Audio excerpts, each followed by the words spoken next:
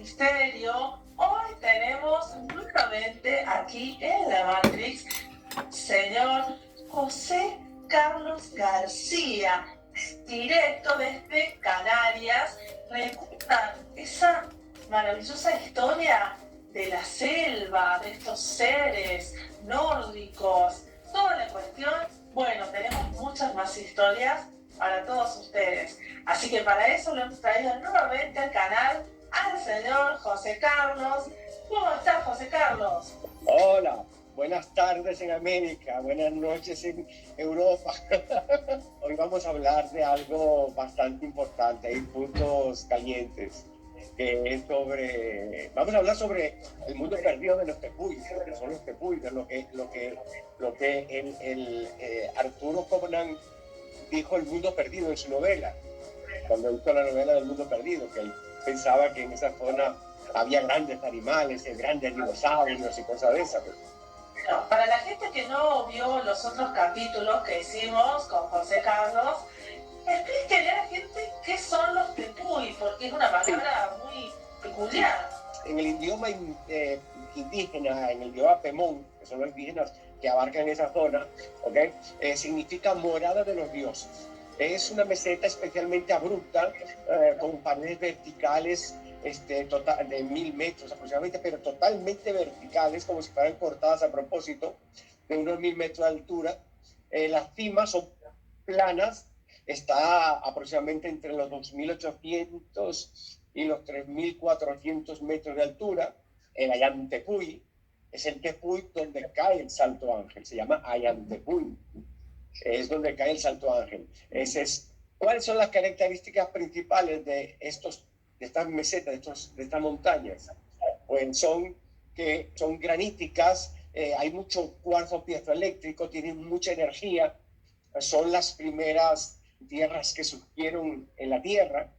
Está formado entre el norte de Brasil, la Guyana Inglesa, parte de Colombia, y principalmente su mayor extensión está en la zona de Venezuela, en la Guayana venezolana. Bueno, son montañas sagradas para los indígenas todos. Es una zona donde viven muchas etnias indígenas. Hay personas que se acercan a esa zona porque son creyentes en lo paranormal, en lo espiritual, en los extraterrestres, en los albinos, porque ahí hay muchos fenómenos, pero muchísimos fenómenos. El cuarzo piezoeléctrico, la cuarcita, las areniscas que tiene, ¿sabes? Son minerales que están juntas, que no son fáciles de conseguir juntas en el resto del mundo. La vegetación y la fauna es única en el mundo. Solamente existe ahí, nada más. ¿Vale? Claro. Te voy a contar una anécdota de esa zona. Mira, esa zona es una zona muy rica en diamantes y oro. Y la cantidad, en verdad, que hay entre diamantes y oro es muy difícil de cuantificar porque nadie ha hecho un estudio para saber aproximadamente, como cuando hacen una percepción de petróleo que perfora, pero no se han hecho nunca una cuantificación de los yacimientos que hay. En esa zona hay mucho uranio. En un tepuy que se llama Duida, la zona de donde está ese tepuy se llama la zona de la Esmeralda. Hay un aeropuerto clandestino hecho por los militares, ¿vale? En ese aeropuerto clandestino hecho por los militares, desde que entró, desde el tiempo de Hugo Chávez, los iraníes y los, ¿cómo se llama? Y los cubanos, que son aliados del régimen de Chávez. Sí, que nos habían contado algo, sí, sí. Sí, aliados están sacando mucho uranio allí, mucho uranio. De hecho, han exterminado a muchas etnias que se han opuesto a lo que están haciendo, porque están destruyendo mucha parte de la selva. Lo que pasa es que hay un fenómeno muy extraño. Yo estuve en la zona de la Esmeralda, que los militares han tenido cantidad de accidentes en esa zona. Los aviones se vuelven locos, los aparatos se vuelven locos, se ubican y se estrellan. Y hay muchos siniestros, pero muchos no se dicen, porque decir eso es decir que estamos sacando uranio. Pero los militares, hablando yo con un militar, me decía que ellos han estudiado por qué pasaba eso, no saben. por qué pasa eso, no saben cuál es el motivo por qué en esa zona hay este problema, ¿vale? Yo te voy a decir una cosa, yo que he visto bastantes fenómenos en todas esas zonas, de lo que los indígenas llaman los albinos, para mí son seres, no sé si vienen de otra dimensión, si, como te he dicho muchas veces, si vienen de otro planeta o qué sé yo. Sé que existe porque los he visto, me explico, y los indígenas, cualquier tribu que habla de esa zona, esté en la parte colombiana, esté en la parte brasileña, esté en la parte guyanesa o esté en la parte venezolana, todas te dicen, te hablan de lo mismo, de los albinos y de esos seres que viven en esa zona. Y yo estaba pensando que yo hasta creo que ellos tienen campos magnéticos que provocan que estos aviones tengan accidentes, que esa gente que está trabajando ahí no le permiten hacer el trabajo fielmente, porque ellos me dicen a mí que más es lo que están perdiendo cuando se estrella un avión, que no sé qué, que lo que sacan. Es decir, que coincide la zona del magnetismo con los sitios donde habría alta presencia de uranio. Sí, sí, pero mucho. De hecho, es la misma cosa. Otra cosa que descubrieron que también, y el yacimiento es mucho más grande, el que hay en África, es el coltán.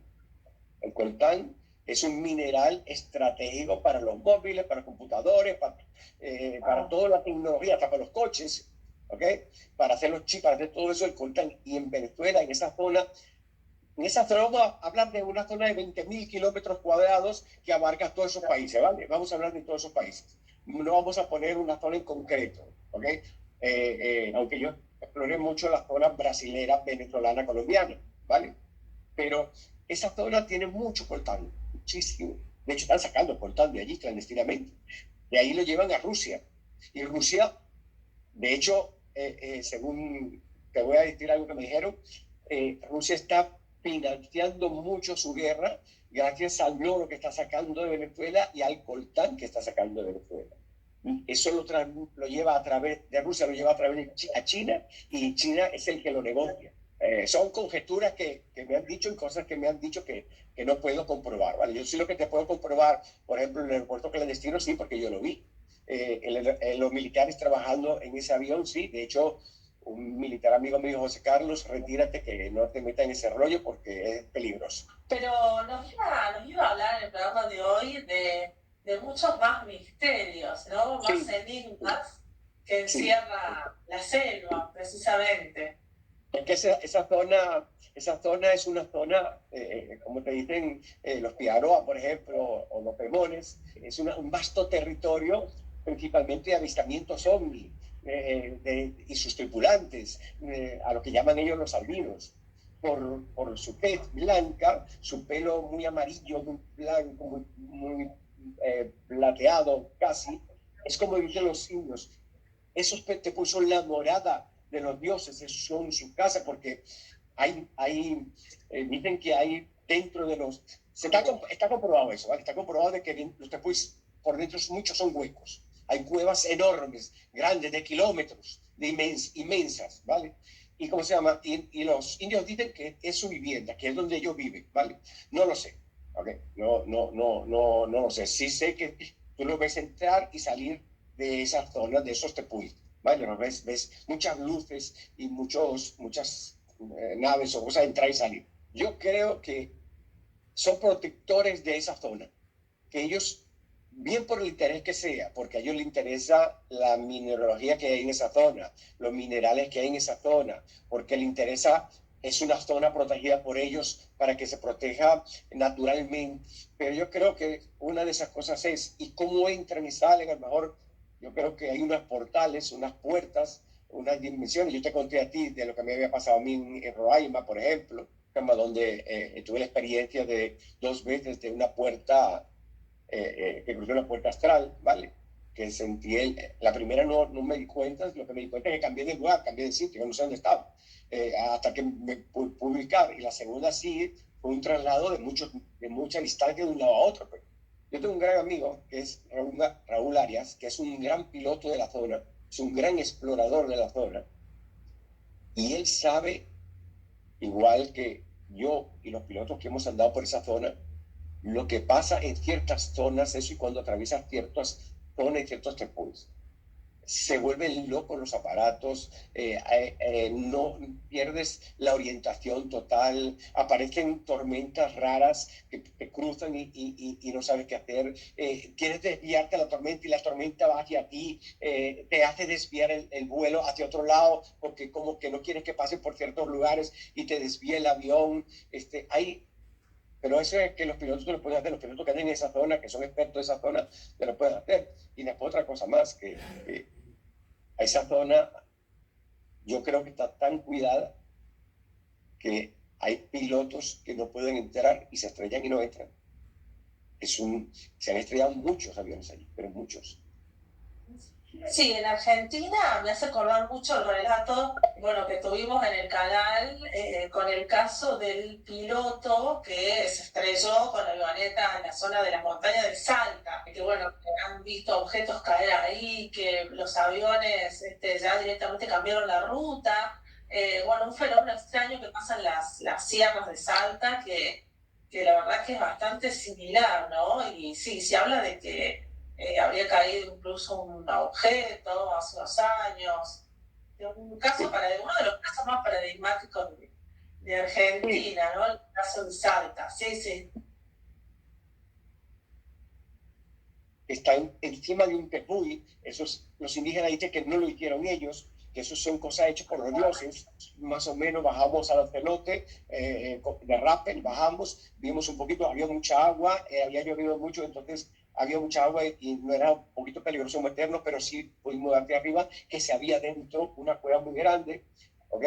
Y ¿cómo se llama? Y la verdad que son montañas sagradas, y si todos los indígenas consideran todas las tribus de la zona y tienen el mismo objetivo de que es su morada, la morada de los dioses, que es una zona sagrada, algo de verdad, algo dentro de esa montaña sal. A nosotros, llevando a una niña de un sitio que le llaman cerca de Santa Elena, hacia Bolívar, la capital, hay unas avionetas, una Cessna 206, hay como unas 2 horas y media de vuelo. Y nosotros llevando a esa niña, porque le había picado una culebra y no teníamos en ese momento allí suero antiofídico para poderle salvar la vida, nos fuimos urgente en avión. Y nos pasó una cosa extraña. Yo te digo una cosa, nosotros yendo sobre Camarata, sobre el Valle Camarata, que es uno de los sitios más enigmáticos que hay, donde los pilotos le tienen pánico, ¿ok? Pues yendo sobre el Valle Camarata, nosotros para llegar antes quisimos desviarnos hacia un lado, pero había una tormenta muy fuerte, negra, con unos rayos impresionantes, una tormenta eléctrica negra que venía hacia nosotros, y entonces nosotros tratamos de meternos hacia otro lado, de desviarnos para otro lado, que va, se nos vino encima, y hubo unos minutos que nosotros perdimos el avión, unos minutos que realmente perdimos el avión. De hecho, fue tan, no traumático, pero sí fue tan intenso que hasta nos olvidamos que atrás llegábamos a la niña tirada, tumbada ahí, media acostada, que ya estaba, cuando estábamos cerca de la tormenta, estaba casi convulsionando, ¿vale? Por la picada de la culebra. Era una terciopelo. ¿Y cómo se llama? Entramos en la tormenta esa, fue unos minutos, no sé cuántos minutos fue, para nosotros fue eterno, ¿vale? ¿Ok? Después salimos de la tormenta porque pensamos que de ahí no la íbamos a palmar, la íbamos a caer contra un tepuy, contra una montaña, qué sé yo. Pero salimos de la tormenta, estando en la tormenta, vimos como especie de un claro, un hueco, como ese túnel que dicen que ven cuando la gente se muere y ven la luz al final, pues algo así vimos nosotros, vimos un túnel, un claro, salimos, y cuando salimos de eso, ya habíamos pasado todo el Valle Camarata y todo, habíamos adelantado mucho, y la niña estaba sentada en el asiento, se había levantado, ya no tenía convulsiones. De hecho, la que mirando, yo le digo, ¿cómo te sientes? Y me dice, bien. ¿Te sientes bien? Sí. Bueno, la niña llegó hacia Bolívar y el médico pensó que nos estábamos burlando de él, porque la niña no tenía nada. Llegó y no tenía nada. Y entonces, claro, le digo, no, que si le pegó la culebra, tenía la picada de culebra, tenía la marca de la culebra. Y entonces agarra y le dice, el médico que en Bolívar le preguntó, ¿qué pasó? te picó la culebra, ¿quién te curó? ¿Quién te metió el suero antiofídico? Porque tú tienes un suero antiofídico en el cuerpo.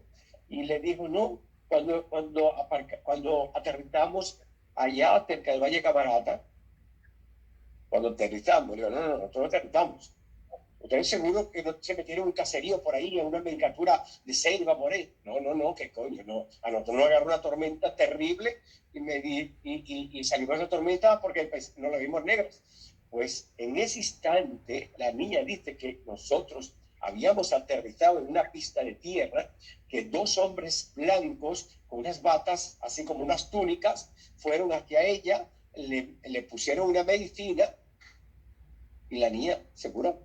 Eso fue lo que dijo la niña. Nosotros lo negamos, por supuesto. Y nosotros, no, eso es mentira. A nosotros no paramos en ninguna parte. Pero ya fue, pero lo real era que esa niña sí estaba curada. ¿Vale? Lo real sí que esa niña había pasado algo. En esa tormenta pasó alguna cosa. ¿Vale? Porque nosotros perdimos el control del avión. Cuando tú buscas el Valle Camarata, es un tepuy que está, bueno, desde el Valle Camarata se ve el Salto Ángel. ¿Vale? El Salto Ángel te queda a mano derecha, ¿vale? Tú pasas en un sitio que le llaman el Cañón del Diablo, le llaman el Cañón del Diablo porque es terrible pasar por ese cañón. Las avionetas, todo, hay un cementerio de avionetas ahí abajo, ¿ok? Y ¿cómo se llama? Y nos desviamos, y también para cruzar una zona que no es muy buena, pero queríamos llegar antes. Y eso fue lo que hizo que después cuando vimos la tormenta, por supuesto, nos desviamos más para desviarnos de la tormenta. Lo que queríamos es alejarnos de la tormenta. No, la tormenta se vino hacia nosotros y se vino hacia nosotros y se metió. Hicieron lo que hicieron. Si nosotros cambiábamos de rumbo, era como que la tormenta cambiaba de rumbo. Era como que nos estaba buscando a nosotros. ¿Vale? Se llama el Valle de Camarata. El Valle de Camarata. Si lo buscan, lo va a ver. Probable, no, esto es una hipótesis muy, pero se me ocurre que probablemente querían distraerlos a ustedes, ocuparlos en la tormenta, para que mientras tanto pudiera darse, digamos, el tema de la sanación de la pequeña, ¿no? Probablemente estos seres quisieron entretenerlos para que no se percataran lo que estaba ocurriendo por el otro lado. Mira, ahí se puede sacar cualquier hipótesis, ¿vale? Porque sí, era muy extraño, ¿vale? Muy extraño. Cualquier cosa puede ser válida, ¿vale? Sí. Muy válida puede ser lo que tú estás diciendo. Que a lo mejor nos enseñaron para eso, pues. ¿Ok? Yo me acuerdo la vez pasada en el programa que nos contaste que había unas cuevas, una especie de cuevas allí en la zona que eran tan enormes que podían entrar hasta con un helicóptero en las cuevas, ¿no? ¿Se metieron más o conoces a alguien que lo haya hecho? Porque sí, justamente fue casualidad esto, que estuve viendo algún material que había grabado de la Cueva de los Tallos, ¿no? Y me preguntaba si la Cueva de los Tallos podría estar conectada con estas cuevas ahí, en esa zona, ¿no? Bueno, hay una cueva que los indígenas decían ya, por eso fue que se exploró, de que era un paso de los albinos, de los dioses, era un paso que tenían ellos para ir a otra zona de América, ¿vale? Que puede ser esa. Bueno, tanto es así que cuando se exploró esa cueva se exploró, está en el Allantepuy. Cuando se exploró, se recorrieron más de 20 kilómetros y no se le consiguió fin. ¿Okay? No se le conseguía fin a la cueva. Ya no se pudo seguir. De hecho, una expedición se perdió, nunca más regresó, no se supo más de ellos, de esa expedición. Se perdió en esa cueva. Dicen que sí, que hay una conexión con la de los Tallos, ¿vale? Dicen, ¿okay? Pero nadie lo ha podido comprobar, ¿vale? Mira, yo tengo una cosa.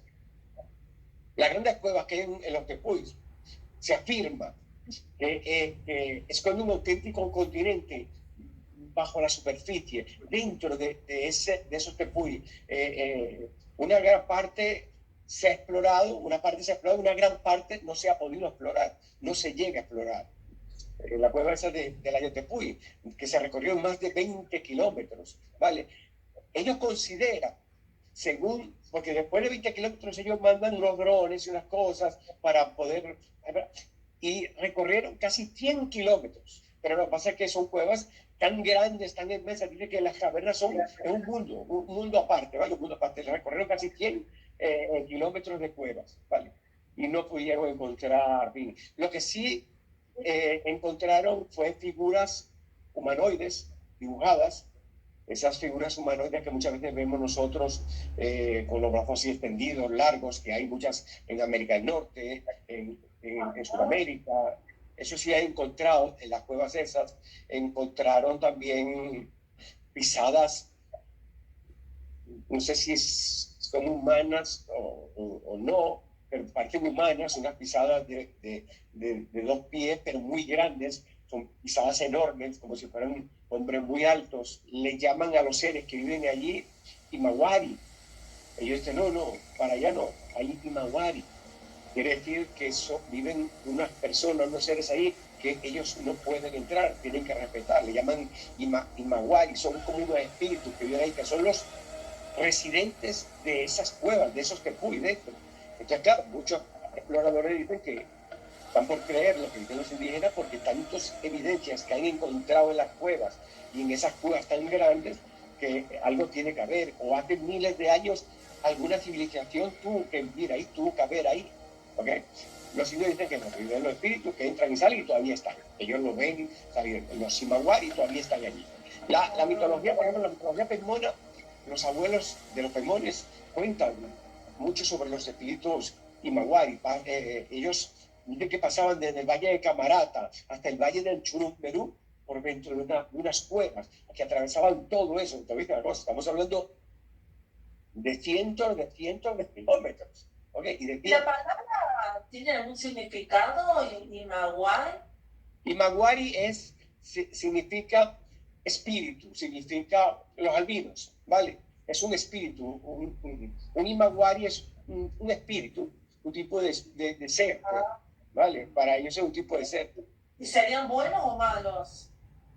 No, el Imawari para los indígenas es un espíritu que deben respetar porque es un dios, es un espíritu que no es malo, pero no puedes meterte en sus dominios, no puedes entrar como te dé la gana, ¿me entiendes?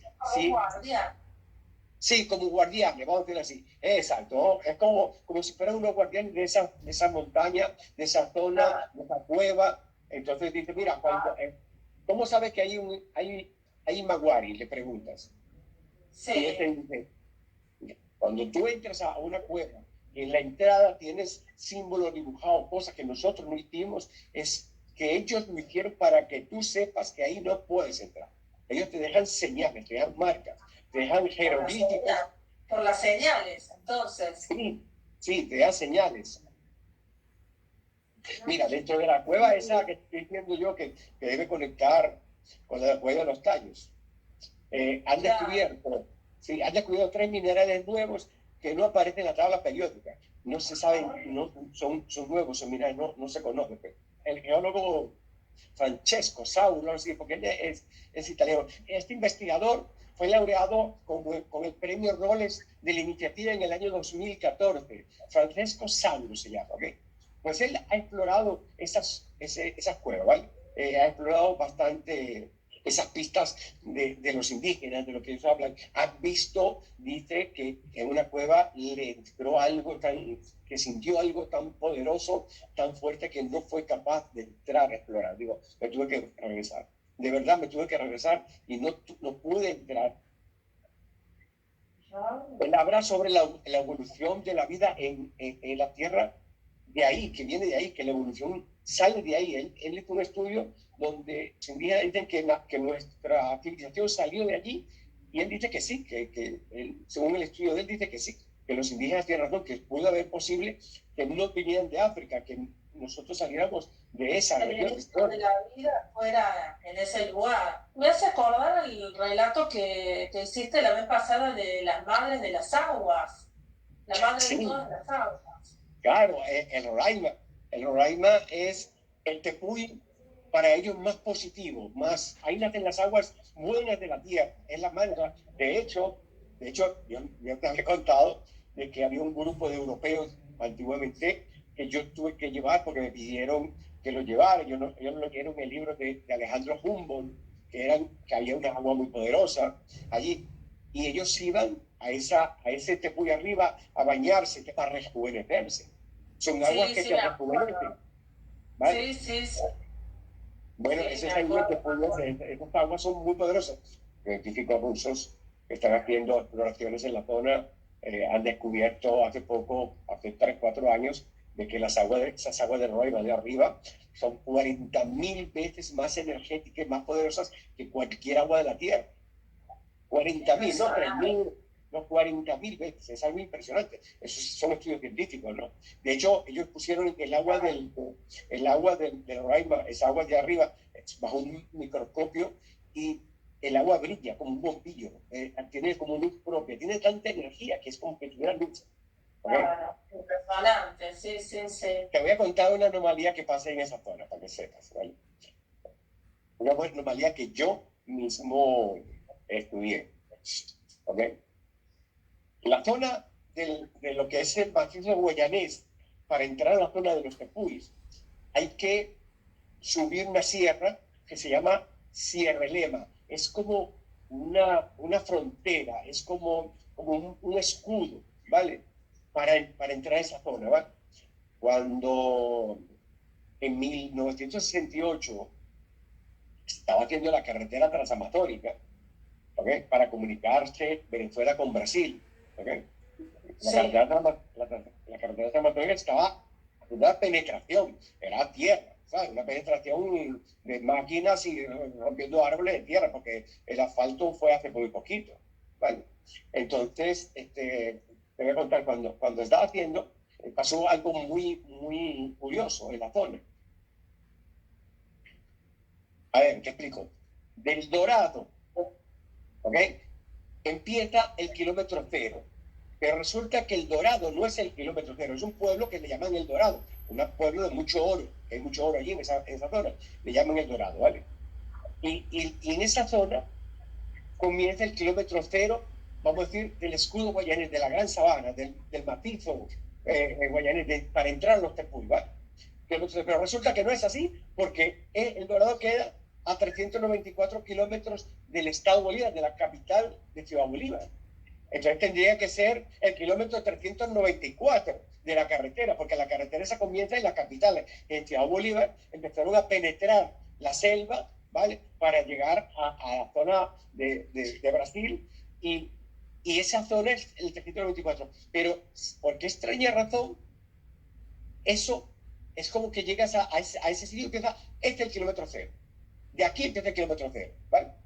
De hecho, está marcado hoy en día, está marcado desde ahí, desde ese punto hasta Brasil, hay unos 200 y pico de kilómetros, y está marcado los mojones que marcan los kilómetros, en dos tipos, de dos colores diferentes, ¿vale? Uno te marca los kilómetros del kilómetro cero en adelante, y otro marca el kilometraje que viene desde donde empezó la carretera en la capital, en Ciudad Bolívar. Así que es extraño, pero te voy a explicar qué pasó ahí. Cuando estaban haciendo esa carretera, llegaron a la zona del Dorado. Al pasar la zona del Dorado, ¿okay? Desde el kilómetro cero al kilómetro 98.5, los militares se encuentran con una roca que tiene se llama la Piedra de la Virgen. Vale, la Piedra de la Virgen. Si estuvieras, anótalo, te sale también en internet la Piedra de la Virgen. De hecho, hoy en día es un monumento nacional, ¿vale? Decretado monumento nacional. Ellos se encuentran con la Piedra de la Virgen. Resulta de que cuando se pone con la piedra virgen, tenían que meterle explosivos y volarla, porque es una piedra granítica sola, es una sola piedra, no es compuesta por muchas piedras, sino es una sola piedra granítica de 20 y pico metros de altura por unos 10, 15 metros de ancho, es inmensa. ¿Vale? Entonces, claro, ellos vienen con la carretera y se chocan de frente contra la piedra. Ahí empieza a subir Sierra Leva, ahí empiezas a subir de verdad. ¿Qué es lo que pasa? O pasas la piedra esa, o tendrías que hacer una curva muy cerrada, con un barranco muy grande, que era muy peligroso, y los militares dijeron que eso no se podía, porque ahí no se podría hacer eso. Y entonces ellos piensan, bueno, vamos a volar la piedra. Te voy a decir una cosa, los indígenas, los mineros que estaban en la zona ya en esa época, le dicen que no toquen la piedra, que esa era una piedra sagrada. Y los militares dicen, que piedra sagrada ni que nada. Los militares no le hacen caso y ellos le vuelven ¿cómo se llama? A decir, mira, esa piedra está protegiendo un territorio para que no todo el mundo pueda llegar allí, sino los que son invitados, los que pueden sacar los permisos para entrar. Llegan al kilómetro 98, se encuentran con la piedra de la Virgen. Y ya le llamaban la piedra de la Virgen. Entonces, claro, ellos preguntan por qué le llaman la piedra de la Virgen. Son nombres desconocidos para la gente. Trate de decirlo un poco más despacito. La piedra, ¿cómo era que se llamaba? Piedra de la... La piedra de la Virgen, pero yo te cuento por qué se llama la piedra de la Virgen. ¿Vale? Ajá, la piedra de la Virgen, según la creencia de los indígenas y de la gente, de los mineros, porque hay una zona desde esa piedra para atrás, hacia el Dorado, como te dije, el pueblo del Dorado es un pueblo minero de mucho oro, le llamaban la piedra de la Virgen porque resulta que si tú veías la piedra desde un ángulo, veías la figura de la Virgen María. Vale. Pero si veías la piedra del ángulo opuesto, ¿okay? Tú veías la figura del Cristo con los brazos abiertos, como el Cristo de Corcovado de Río de Janeiro. Idéntico, veías esa dos figuras, depende cómo tú vieras la piedra de un lado o del otro. De un lado veías la Virgen, tú lo veías como el Cristo de Corcovado, ¿vale? A mí me interesó mucho esa leyenda.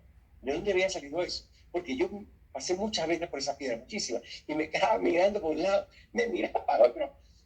Yo realmente nunca llegué a ver ni al Cristo de Corcovado, ni a la Virgen, ni nada, ¿verdad? La gente la veía. Bueno, ¿qué pasó? Que yo me pongo a averiguar y resulta que allí había un curandero, un sanador, un espiritista, ¿okay? Un señor espiritista que vivía cerca de allí, que era muy conocido a nivel regional. La gente venía a él a curarse de los males que había en ese tiempo. Y él era muy conocido. Y él utilizaba esa piedra como su sitio para hacer sus cosas espiritistas, sus métodos, su brujería, lo que hacía. ¿Vale? Y entonces, ¿cómo se llama? Y él trabajaba en esa zona. Él fue uno de los que le dijo a los militares, no hagan nada porque no van a poder con la piedra. Esa es una piedra sagrada. Es una piedra que nosotros tenemos donde hay muchos espíritus, donde hay muchos seres del espacio que están allí protegiendo la piedra. Le dice el hombre el espiritista a los militares. Eso me lo cuenta gente de la zona, ¿ok? Militares y indios. Los curas, yo hablé también con los curas capuchinos, que eran los misioneros de la zona, de los campamentos indígenas que había allí. También hablé con ellos, me dicen, no, esa piedra tiene su leyenda, lo que pasa es que los militares no se lo creían. Pues yo investigando empecé a profundizar, ¿no? Por curiosidad, a ver quién era realmente los ritos que había en esa piedra, esos ritos espiritistas desde hacía muchos años, y quién era ese señor que trabajaba, si existió de verdad, si era muy espiritual. También creían que era muy ufológico la zona. Esa zona era una zona de mucho, los ufólogos iban mucho allí, ¿sabes? Que veían ovnis al salir y entrar junto a la piedra. Bueno, en total de que todo eso, a mí por curiosidad me llamó la atención muchísimo. Bueno, quería llegar al fondo del asunto. Entonces, personalmente dije, me voy a tomar esto como algo mío, personal. Quiero saber qué pasa aquí. Quiero saber llegar al fondo. Entonces pregunté por el hombre. Ese nombre se llama Albino, de nombre Albino. El espiritista se llama de nombre Albino. Es una casualidad que los indígenas le llamen a los seres extraterrestres albinos. Ese señor tiene de nombre. Yo le vi el carnet de identidad y de nombre Albino. Ese señor Albino era el que vivía cerca de esa piedra y el que hacía todas las cosas espiritistas, era espiritista el hombre, sanaciones y cosas de esas. Entonces lo busco al hombre, sabe si existía, empecé a buscarlo. Yo creí que estaba muerto ya, no estaba muerto, existía el hombre ese. Ahora vivía a unos 300 kilómetros en un sitio que le llaman Morichán Largo, en el estado Monagas. Y yo fui a buscar al tal Albino, empecé a buscarlo, ese Albino que era espiritista, que era curandero y que vivió ahí cerca de esa piedra en el año 60 y pico. Me fui y lo conseguí, conseguí al Albino. Hablo con él, el hombre era un señor ya de 80 y... Eso fue en el año 96, ¿vale?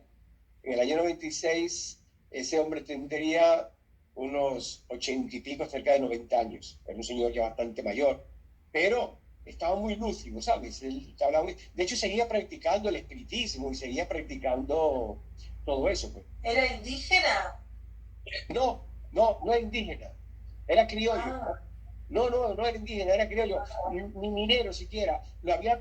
Él dijo, según me dijo él a mí, que él en un trance los espíritus le dijeron que se fuera para esa zona, que esa piedra es una piedra de sanación, es una piedra de espiritual, que tendría que trabajar allí. Y él trabajaba en esa piedra. De hecho, quien le puso el nombre de la piedra de la Virgen fue él. Después me entero que fue él quien le puso el nombre de la piedra de la Virgen, pero no le puse el nombre de la piedra de la Virgen porque se veía la Virgen. No, me dice, no, Claro. yo no le puse el nombre porque se veía la Virgen. Claro, sí, sí. No, él me dice a mí, mira, un día haciendo actividades esotéricas, se encontró en una hendidura de la piedra, se encontró un velo de novia, ¿vale? Un velo de novia, una mantilla, como ese que le ponen a las figuras de la Virgen en las iglesias. Se encontró una mantilla, se encontró un velo de novia, pues. Y entonces le puso a la piedra de la Virgen por el velo ese. No porque se viera una piedra, sino porque ese velo que estaba metido, ese velo de virgen, ese velo de matrimonial, de un traje de matrimonio, de una mujer, ese velo que se pone, estaba metido en una de las rocas, en una hendidura de la roca, de la piedra. Estaba metido ese velo de novia. De hecho, él guarda el velo, guardaba, en ese momento yo guardo el velo que encontré ahí de recuerdo. Y entonces le digo, mira, ahora, ¿qué pasó con esa piedra? Porque los militares querían tumbarla. Gustavo seguir, ¿no? Yo hablé con ellos, les dije que esa piedra era una piedra espiritual, una piedra de curación, tiene un manantial que todavía hoy en día la gente va a ese manantial a tomar el agua de ese manantial porque dice que tiene propiedades curativas. Esa agua que sale de la piedra, tiene un manantial la piedra, ¿vale? De la piedra, el agua. Sí, entonces el agua de la piedra sale agua, es como un manantial que tiene aquí a un lado, y la gente agarra agua para curarse, creen que es curativa. De hecho, es muy buena el agua. He tomado muchas veces yo agua de esa piedra y es muy buena el agua. Pero la gente dice que es curativa, pues si es curativa no lo sé, será, ¿no? Si la gente tiene tanta fe. De hecho, viene de todas partes de Venezuela, es muy famoso, de todas partes de Venezuela en este momento van allí a buscar el agua, para curarse, todo eso. Es famoso, sumamente famosa. Bueno, es tan famosa como la montaña de María Leonza. Yo no sé si tú conoces la montaña de María Leonza, en Sorte, en el estado de Yaracuy, de Venezuela, que es cerca de la frontera con Colombia. Es una zona mística, es una zona donde están los tres poderes. Está Negro Felipe, está el médico muy famoso venezolano que hace muchos milagros, el doctor José Gregorio Hernández, está Negro Primero. Son unos espíritus que tienen mucha fuerza. Ella está representada, montada en un tapir. El tapir ¿sabes que es un animal bastante grande, que parece... Bueno, es un animal extraño, tiene una trompa de elefante, tiene unas orejas de caballo, tiene una cabeza de burro, parece un galgo atrás, es un animal bastante grande. Pues el tapir, ella está montada en el tapir, María Leonza, y es una diosa de la brujería, en el aspecto de curanderismo y todo eso. Es una persona mundialmente conocida para toda esa gente, para los grupos, que es una fuerza muy grande. Pues hay una zona que le llaman la montaña de María Leonza en Venezuela, que es muy poderosa, bueno, es impresionante, aparte que da mucho miedo meterse allí. Claro, mira, pues Albino, este señor me decía a mí que ese lugar era tan poderoso como esa zona donde estaba María Leonza. Digo, no puede ser. Sí, Jorge, es muy poderosa. Esa piedra es muy poderosa. Entonces nosotros les dije a los militares que la querían volar a la piedra. Que desviaran la carretera, que no podían volarla. Los militares dijeron que de eso nada, que la volaban. Y no vamos a poder, ¿vale? ¿Qué pasó? Los militares llegaron, llamaron al grupo militar de explosivos y perforaron la piedra con taladro, ¿okay? Metieron explosivos y volaron la piedra. No le hicieron ni rasguño. Ellos creyeron que le habían puesto pocos explosivos. Volvieron a intentarlo de nuevo y entonces le metieron explosivos por debajo de la piedra para volarla, agrietarla, pero mucho explosivo. No le hicieron ni rasguño a la piedra, nada, la piedra, pero es que ni un rasguño, no le pasaba nada. Ellos quedaron así atónitos. Claro, ya se mosquearon y entonces, claro, los militares que estaban en la carretera se comunicaron con sus jefes y dijeron, mira, hay que buscar cómo desviar eso porque no hay forma de mover, pero ¿cómo buscar? No hay forma. Entonces trajeron un grupo especializado de Japón, que son el grupo especializado en explosivos más importante del mundo en ese momento. Era un grupo muy especializado de voladuras. Y lo trajeron. Llegaron, de hecho, me cuenta Albino, me dice, mira, cuando llegaron los japoneses a volar la piedra, yo estaba allí todavía. Y me dice él que los japoneses miraban a los militares, ¿verdad? Y como que se rían, como que no pueden volar esta piedra. Es una piedra, bueno, 20 y pico de metros, una piedra granítica, es un granito ahí que está ahí, pero como que no la pueden volar. Lo intentaron por activa y por pasiva los japoneses y se dieron por vencidos. Y los mismos japoneses le dijeron, olvídense de esta carretera o llévenla a otro sitio. No, esta piedra es irrompible. Y los japoneses le metieron explosivos, estratégicamente, nada, la piedra no se movió, ahí está la piedra no se movió. Hoy en día esa piedra es un monumento nacional nombrado por el gobierno nacional del presidente Rafael Caldera en su primer gobierno, en el 69. ¿Okay? Porque todos los intentos de explosivos que se hicieron para volar la piedra fracasaron. Todos. No tuvieron éxito. Ni los militares venezolanos, ni los grupos especializados de afuera que vinieron, pudieron volar la piedra nunca. Y el señor Albino ya le decía, se lo dije, ese es un sitio muy poderoso. Y le decía, de esa piedra en adelante pasarán a la zona de los Tepuy quien tenga el permiso para pasar. Él le decía, los militares, te pasé una foto de la curva tan bestial, se va a ver una curva tan grande, tan fuerte, que se ve ahí en la foto, ¿vale? Para que tú veas lo que tuvieron que hacer. La desviación que hicieron los militares para poder seguir esa carretera y subir Sierra Lema para llegar a lo que es el macizo guayano, lo que es la Gran Sabana. Increíble, ¿no? Y cuántas historias hay relacionadas a piedras, ¿no? Sí, estoy recordando muchos casos de pueblos originarios donde hacían sus ceremonias en torno a piedras, ¿no? También los monolitos en distintos lugares del mundo, ¿no? Qué asunto extraño. Sí, el Albino era a su centro de ceremonias, era ese. Decía que eso era sagrado. Y le dije, pero hay espíritus, pero también hay seres de otras dimensiones, José Carlos, extraterrestres, y hay de todo. Esa es una piedra, es una zona sagrada. Esa piedra protege, es como un tapón para que nadie pase. Para pasar esa curva hay muchos siniestros.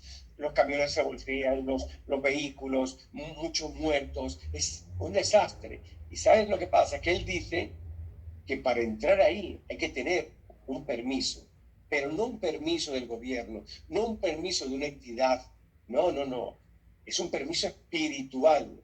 Para tú pasar de ahí de adelante tienes que tener un permiso espiritual. Si tú no respetas, si tú no tienes un permiso espiritual, si tú no tienes como ¿cómo se llama? Le guardas un respeto a la madre naturaleza y vas con buenas intenciones, no pasas, te vas por un farallón, te matas, te caes, y por eso ha habido tantos accidentes allí, pero muchísimos, es increíble la cantidad de accidentes que hay allí.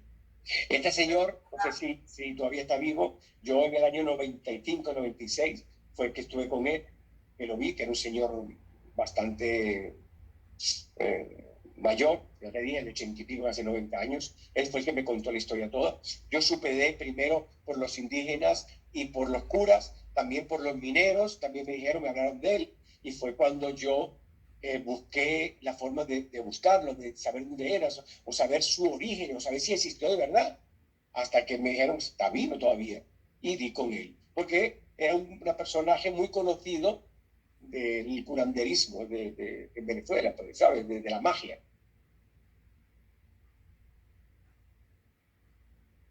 Sí, Tú hablas de Roraima, te voy a decir algo de Roraima.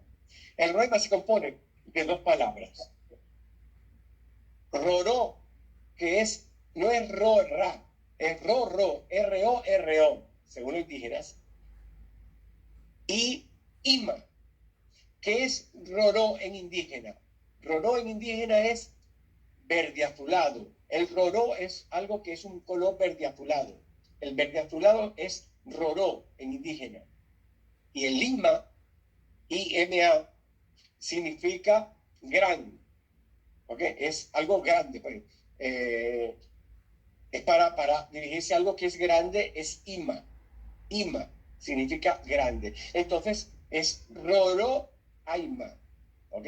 Lo que pasa es que después nosotros, los occidentales y los criollos, nos salía mejor decirle Roraima. Pero en verdad su verdadero nombre es Roroima. ¿Ok?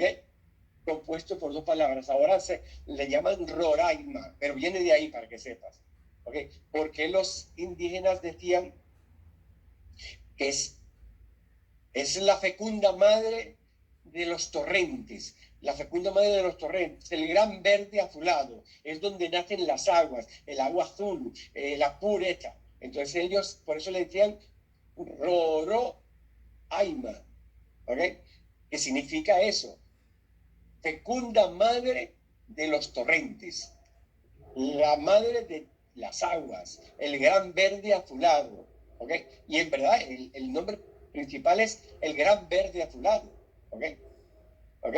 Y por eso los indígenas le llaman, es como el yin y el yang, pues es lo positivo, el yin. Esa montaña es el yin, es donde están los espíritus buenos, donde es donde nacen las cosas buenas, donde la naturaleza es mejor, donde los espíritus son buenos, donde no tienen miedo, ¿sabes? Donde el indígena dice que ahí siempre que va tiene suerte, le pasan cosas buenas, ese es el Roraima.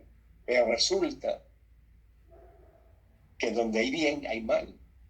Al lado del Roraima, te mandé una foto de un plano donde está el Roraima, donde está el Cuquenán. En esa foto te aparece hasta el centro donde están los kilómetros que hay entre uno y otro y cómo se semejan los dos, pero se dividen porque hay un valle muy hondo en el medio entre los dos tepuis y hay una separación como de entre cerca de unos 10 kilómetros. Vale, estando encima del Roraima no parecen 10 kilómetros, no parece el mismo el Cuquenán. El Cuquenán es el lado oscuro, es el lado malo, es la montaña sagrada. No es que sea mala, sino que están los espíritus más estrictos. Los indígenas dicen que si tú vas al Cuquenán es para morir. La gente que va al Cuquenán es para morir. Yo, sinceramente, no conozco. Yo he estado al lado del Cuquenán. No he podido subir nunca al Cuquenán.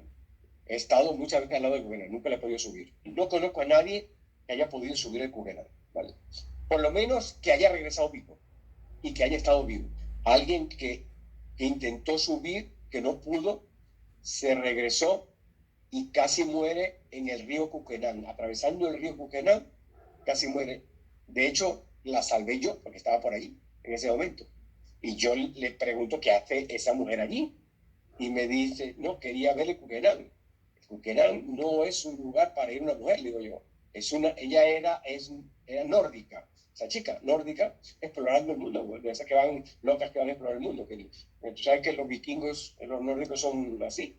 Bueno, entonces yo veo a lo lejos que esa chica va a atravesar el río Cuquenán y por el sitio más jodido. Me apresuró, que no me dio tiempo, ya la corriente se lo llevó, casi llega al salto, menos mal que yo sabía lo que iba a pasar, me le vine por abajo y cuando pude llegar antes que ella se fuera por el salto, la enganché y la jalé hacia atrás y la pude traer, si no se mata. Y le digo yo, eso te pasa por ir al Cuquerán. ¿Pero por qué? Y le digo, el Cuquerán es un tepuy sagrado, pero los indígenas dicen que el Roraima es el yin, el Cuquerán es el yang, es lo negativo, es el lado más malo, ahí los espíritus no son buenos, los espíritus, ahí los indígenas, cuando un indígena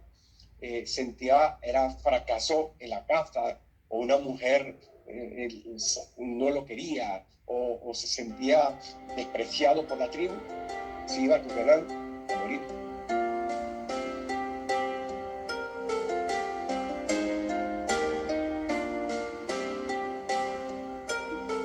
En esas montañas, como por ejemplo el Putaytepuy, que es otro tepuy, que también te pasé fotos del Putaytepuy, es una montaña, por ejemplo, muy explorada. Esa fue muy explorada por la NASA. Esa montaña precisamente la exploró la NASA, pero nunca pudo llegar, ni subir, ni llegar con helicóptero, nada.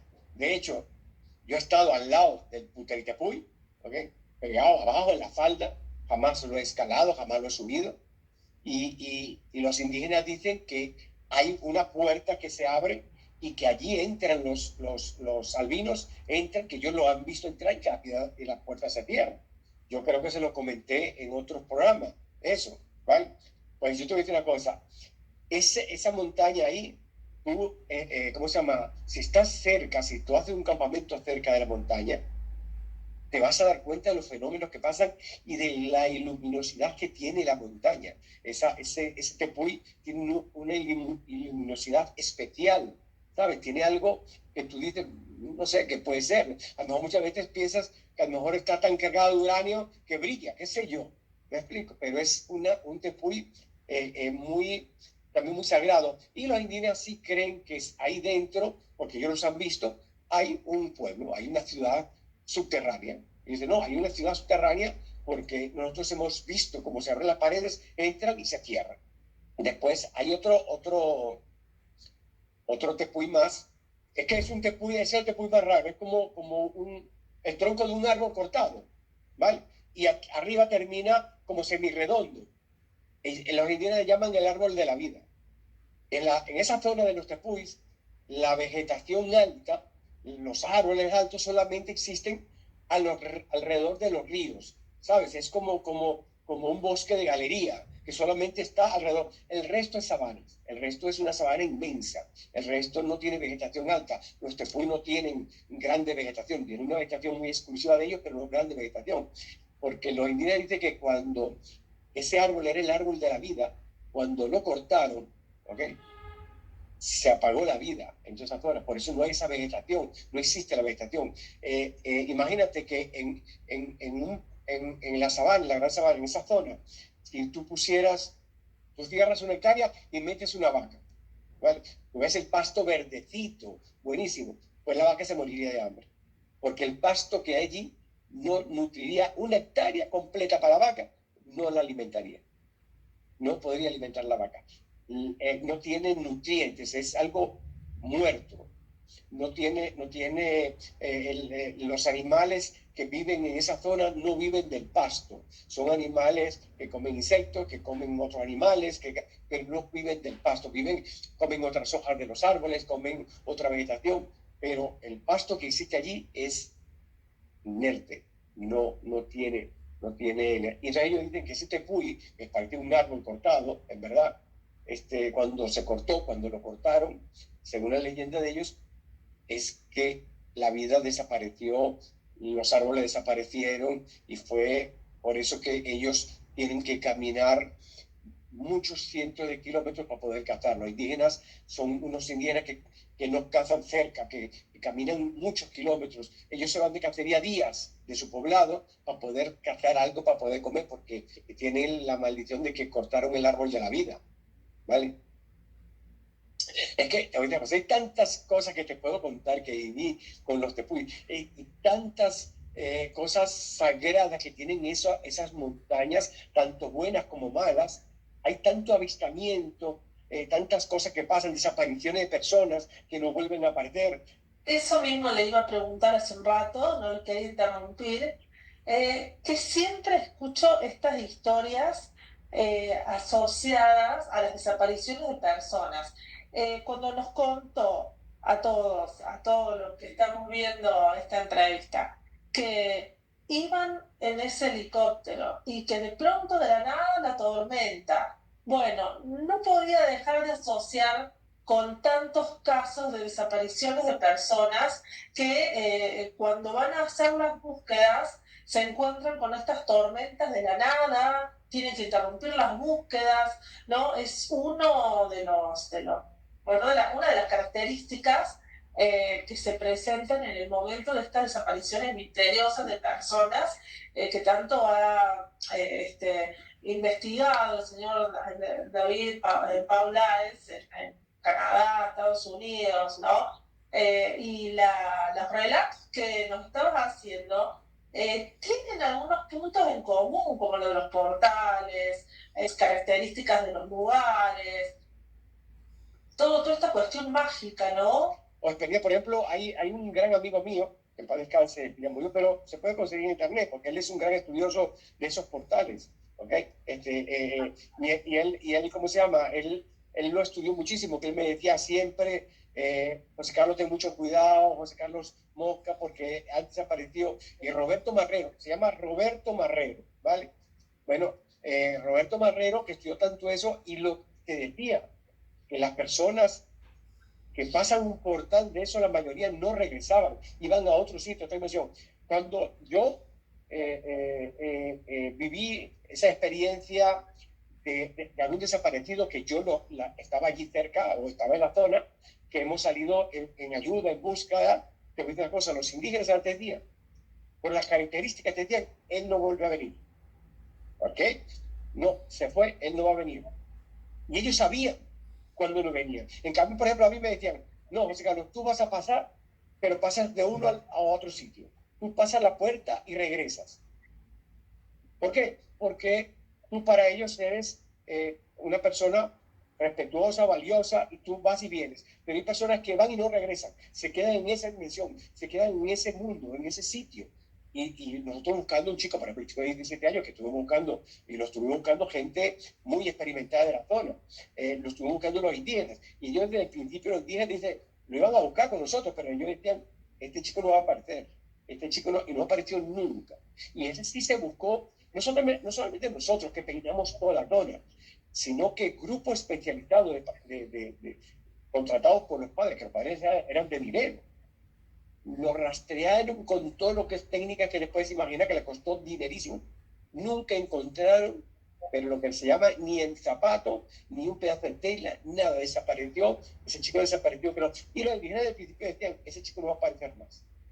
Hay muchas desapariciones de esas, muchas cosas. Mira, por ejemplo, los que estaban explorando una de las cuevas esas que te dije en uno de los tepuis, el grupo desapareció. Han ido grupos de rescate a buscarlos. Nunca, no tenían ni rastro de ellos, desaparecieron. Nunca los encontraron. No saben si se fue. A ver, en una cueva desaparecen unas personas, o se pasa algo, se cae uno, se cae el otro, pero siempre queda algo, siempre queda una cantimplora, queda un indicio, queda una prenda, queda una persona viva, queda un cadáver, queda algo. Ahí no quedaba nada. Se van a otro sitio, a otra dimensión. Es algo muy difícil. Y lo que tú acabas de decir, son zonas muy protegidas. Son zonas que están protegidas, no se puede explicar por qué, pero que aparecen nubes de repente, un cielo azul, un cielo completamente sin una nube, y de repente vas hacia un sitio y si no interesa, se forma una nube densa, espesa, o que te tienes que desviar, o que no te deja llegar con el helicóptero, o no te deja subir, te desvía totalmente y te lo prohíbe. Y lo malo que parece, lo bueno que parece que fue una burla, porque tú te vas a Calea, mira, nosotros nos alejamos con el helicóptero, nos alejamos, y de repente se empieza a disipar una nube. Empieza a ver desde lejos, se empieza a ver el tepuy. Vamos de nuevo, ahora se fue la nube, y te vas de nuevo, y otra vez se vuelve a formar la nube. Y dice, pero parece que se estuvieran burlando de nosotros. ¿Vale? Y eso no es que me lo contaron, eso lo he vivido. Tú hablas con Raúl Arias Raúl todavía es un señor ya bastante mayor, es un piloto de los más experimentados y él te puede decir, para entrar a esa zona hay que tener permiso y que te lo permitan ellos, si no, sea quien sea, no entra ni llega allí con el helicóptero ni sin helicóptero. Le piden los permisos.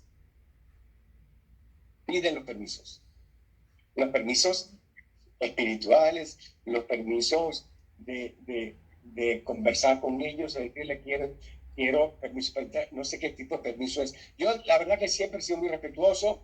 Yo cuando llevaba la piedra de la Virgen, por ejemplo, me paraba en la piedra de la Virgen, tomaba un poquito de agua, quedaba mirando la piedra, la tocaba, le decía voy a entrar, voy a subir Sierra Lema con buena fe, simplemente quiero estar en paz con ustedes, quiero explorar, no quiero meterme con ustedes, no me interesa su vida, no quiero tampoco molestarlos. La verdad que muchas veces mis amigos, Fernando, me decían que yo estaba un poquito loco por eso, y le digo, pero yo nunca, jamás me ha pasado nada, siempre he tenido suerte, en esa zona siempre me he sentido bien, en esa zona todo lo contrario, a mí todo lo bueno me ha llegado de esa zona. Y yo, cada vez que me meto en la fosa del Roraima, créeme, yo siento que mi cuerpo cambia, mis células cambian, se rejuvenecen, ¿sabes? Me dice, me siento diferente, pues algo tiene que haber. Siente como si tuviera más energía cuando estaba en esos lugares, porque me han hablado de eso, que hay ciertos lugares especiales donde de pronto vos mismo te das cuenta que tenés más energía, ¿no? Cosas que por ahí en tu vida no las haces, ahí sí las haces, ¿no? Y sin esfuerzo. Sí, es impresionante, no solamente la energía, sino que tu cuerpo, es las dos cosas, ¿vale? Tu cuerpo cambia para positivo cuando tú eres bienvenido, cuando tú tienes, vamos a decir, ese permiso que te dieron, ¿vale? Pero cuando no lo tienes, es lo contrario. Te cansas, te fatigas, el dolor de cabeza es impresionante, te da un zumbido en los oídos durísimo que te tienes que ir, porque eso le pasó a un amigo mío, me lo tuve que sacar, porque si no se me moría allí. Pero qué raro que en lo que sacamos, en lo que salimos, en lo que pasamos la piedra de la Virgen, salimos de la piedra de la Virgen para afuera, se le desapareció todo, se le quitó todo. Era impresionante, y si no lo sacamos, se muere allí, créeme, porque el zumbido, el dolor de cabeza, el malestar que tenía era muy, muy terrible. Entonces, es eso, una cosa que tiene los permisos y te sientes muy bien. Hay personas que han ido, que le han dado, conozco uno, por ejemplo, que le dieron 3 meses de vida. 3 meses. Y ¿sabe cómo lo que pidió? Porque a él no le habían dicho nada los médicos. Y él enfadado le dijo al médico, no, doctor, a mí hábleme claro.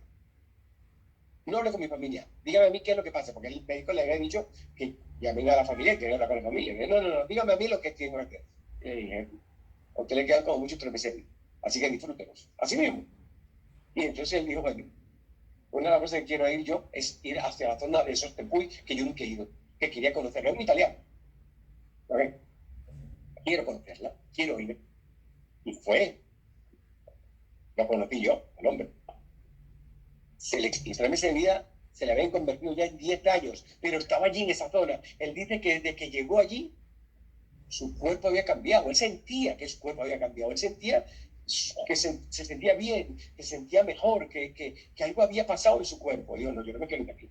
Yo me siento también que me quiero ir. Es cuando tú tienes un sueño muy agradable, muy bueno, que no te quieres despertar, que quieres seguir durmiendo. Pues él decía que era lo mismo, que su cuerpo se sentía tan bien, estaba tan bien, que él no se quería ir. Y ahí se quedó. Yo supe hasta los 10 años que estuvo allí. 3 meses de 10 años. Su cuerpo cambió. Oh, ¿Ok? qué bárbaro, ¿no?